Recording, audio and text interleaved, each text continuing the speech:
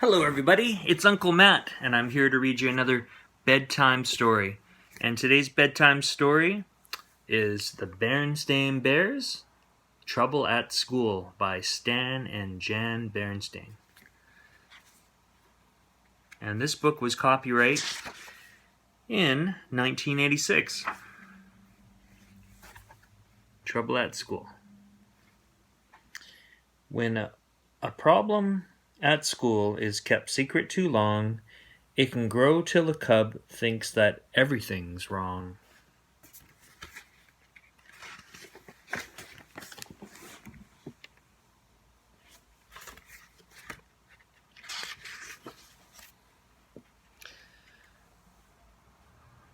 Though brother and sister bear were usually very healthy, they occasionally caught cold. So when brother came home from school one day sneezing and wheezing, Mama Bear knew just what to do. She took his temperature, tucked him into bed, and went right to the phone and called Dr. Grizzly.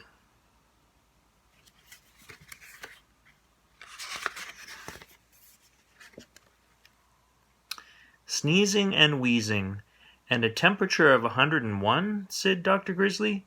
Keep him in bed, give him plenty of liquids, and keep him home from school until his temperature is back to normal. Mama followed the doctor's orders, and little by little,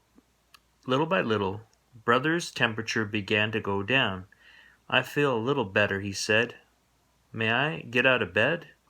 I'm afraid not, said Mama. The doctor wants you to stay in bed. But there's no reason why your stay shouldn't be as pleasant as possible, Papa. Papa, she called, would you bring up the portable TV?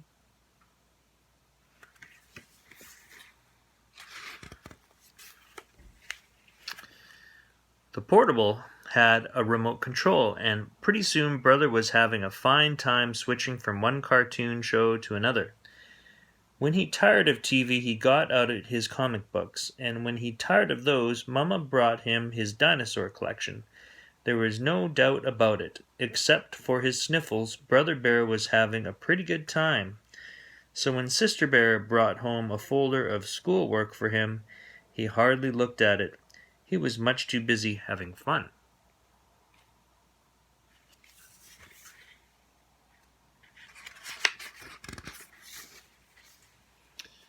But while he was at home having fun, his fellow students at school were hard at work. In the classroom where Teacher Bob was teaching a new math lesson, they had learned how to add, subtract, and multiply.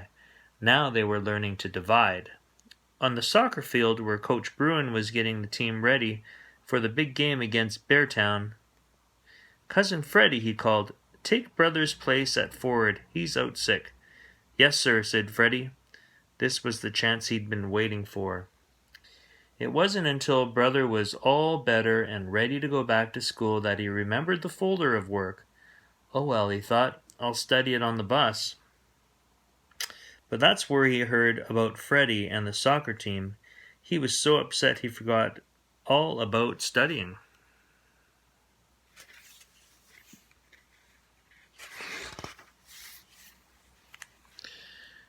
When Coach Bruin had extra practice during early gym, Brother became even more upset. It wasn't easy watching Freddie take his place on the team. Then when Brother got back to class, Teacher Bob said, I certainly hope you studied that work folder, because we're going to have a quiz. A quiz, said Brother. On what? On division, of course, said Teacher Bob as he handed out the quiz papers. Brother might have managed even then. He was good with numbers and might have worked things out if only he had been able to concentrate. But all he could think about was Cousin Freddie out there kicking field goals while he sat on the bench.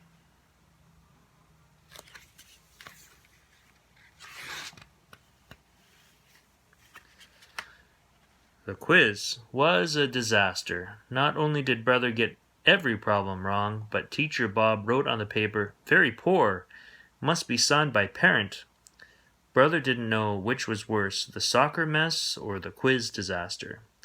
What would he say to Mama and Papa when they asked him how things had gone at school? He was so busy feeling sorry for himself on the bus ride home that he didn't notice that sister was coming down with a bad case of sneezes and wheezes. "Oh dear," said Mamma when he saw sister. "You've caught brother's cold. Into bed with you." She and Papa were so busy attending to sister that they forgot to ask brother how things went at school, and he didn't tell them.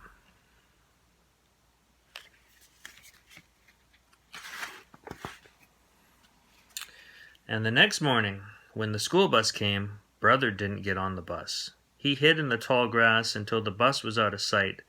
The squirrels and bluebirds were puzzled. Brother was usually happy and cheerful, but not this morning. This morning he looked unhappy and angry too. "Phooey!" brother shouted, kicking a stone, but kicking the stone reminded him of soccer, and that just made him angrier. The bluebirds took off and the squirrels scattered. "Phooey on soccer!" he shouted, stomping on through the woods. Stomp, stomp, stomp. Grasshoppers hopped, toads stood shock still, and pretended they were bumps on a log.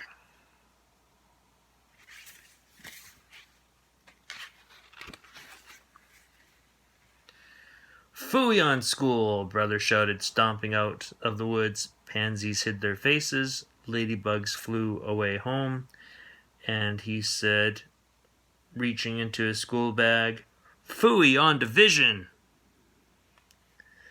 He had come to the top of a big hill. He took out the quiz, folded it into a paper airplane, and sailed it high into the air. The hill overlooked a swampy, overgrown bog. As brother watched the quiz circle and swoop, he noticed something out of the corner of his eye, a familiar house at the edge of a bog.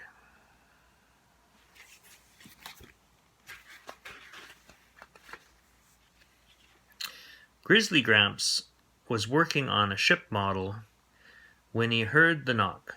Gran was making cookies. They weren't expecting visitors, and they certainly weren't expecting brother, especially during school hours. It didn't take long for the whole story to come out. Gramps and Gran listened quietly as brother told them about catching cold, the folder of work, the soccer mess, the quiz disaster, the missed bus, and the paper airplane. "Come with me, young feller," said Gramps. "I want to show you something."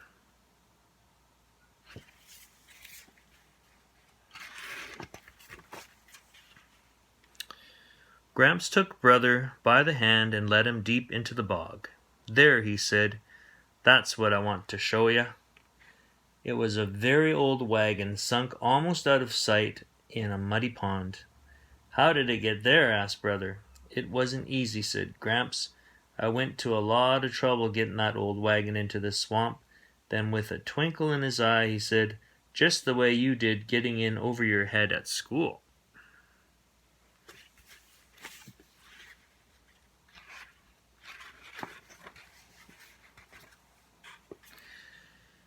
"It happened a long time ago when I took a wrong turn, just the way you did when you didn't study that schoolwork that Teacher Bob sent home.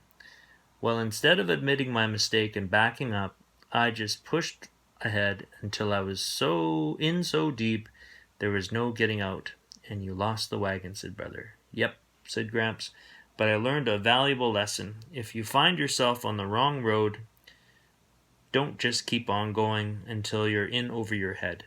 Back up and start over on the right road." "How am I going to do that?" asked brother. "Oh, I think we can manage, but first, look over here, or look over there," Gramps said, pointing.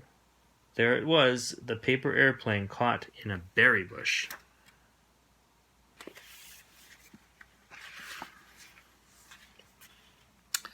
"What do you think they'll say?" asked brother later as they bounced along in Gramps' pickup.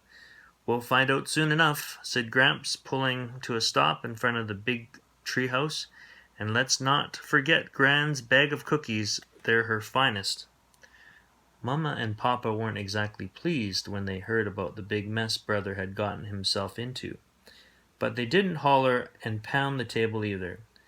Not even Papa. He looked like he he looked like he might be going to when he saw the paper he had to sign. Gramps had tried to flatten it out, but it was still pretty wrinkled. "What happened to this?" he asked.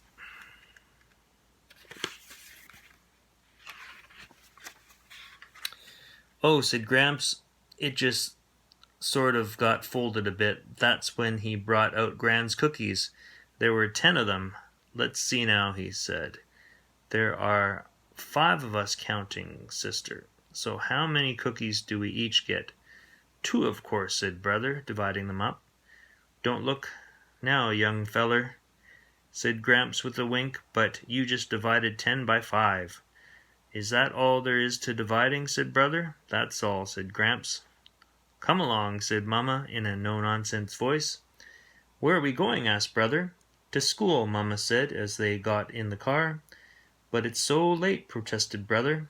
"It's never too late to correct a mistake," Mamma said, and off they went.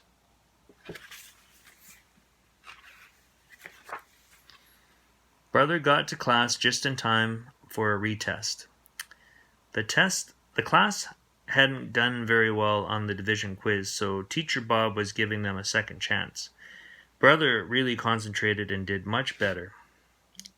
And that afternoon he got a second chance at soccer too. It was the day of the big game against Beartown, and things weren't going very well. "Brother," said Coach Bruin, "I want you to go in for Freddie. I don't think he's quite ready for first team." "Glad to help, Coach," brother said as he ran out into the field. "You know what they say, it's never too late to correct a mistake." And that's all the time we have for Uncle Matt's bedtime story. Hope you enjoyed that story, and I'll see you next time. Bye for now.